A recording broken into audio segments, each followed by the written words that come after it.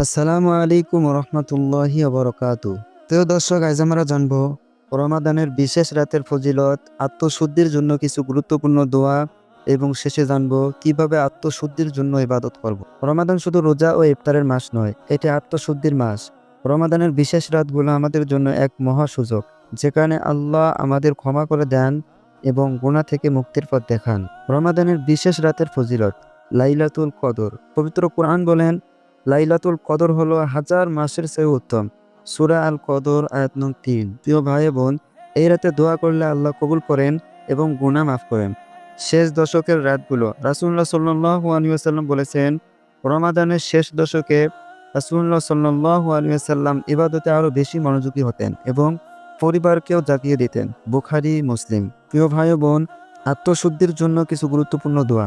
আম্মাজান আয়েশা রাদিয়াল্লাহু তাআলা আনহা রাসূলুল্লাহ সাল্লাল্লাহু আলাইহি ওয়াসাল্লামকে জিজ্ঞাসা করেছিলেন, লাইলাতুল কদরে কোন দোয়া পড়ব?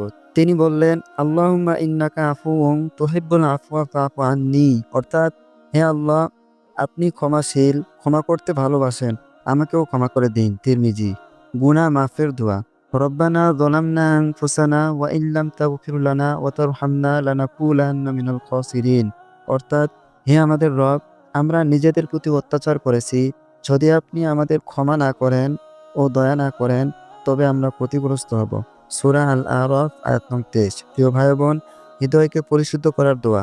হে আল্লাহ, আমার অন্তরে নূর দান করুন। বুখারী ও মুসলিম। প্রিয় ভাই বোন, কিভাবে আত্মশুদ্ধির জন্য ইবাদত করব? তাহাজ্জুদ নামাজ পড়ুন, এটি আত্মার প্রশান্তির শ্রেষ্ঠ ইবাদত। কোরআন তেলাওয়াত করুন, এটি হৃদয়কে নরম করে এবং শুদ্ধ করে। অস্ত্রসিক্ত দোয়া করুন, আল্লাহকে ডাকুন, নিজের ভুল স্বীকার করুন, ইস্তেগফার ও জিকির করুন, বেশি বেশি আস্তাগফিরুল্লাহ বলুন। সদকা দিন, সদকা গুনাহ মোচনের একটি গুরুত্বপূর্ণ উপায়। প্রিয় ভাই বোন, রমাদানের এই রাতগুলো আমাদের জীবনের শ্রেষ্ঠ সুযোগ। আমরা যেন এই সময়গুলো ইবাদতে ব্যয় করি, আল্লাহর কাছে ক্ষমা চাই, আত্মাকে শুদ্ধ করি এবং জান্নাতের পথে অগ্রসর হই। আল্লাহ আমাদের সবাইকে ক্ষমা করুন ও কবুল করুন। আমিন। আসসালামু আলাইকুম রহমতুল্লাহি ওয়া বারাকাতুহু।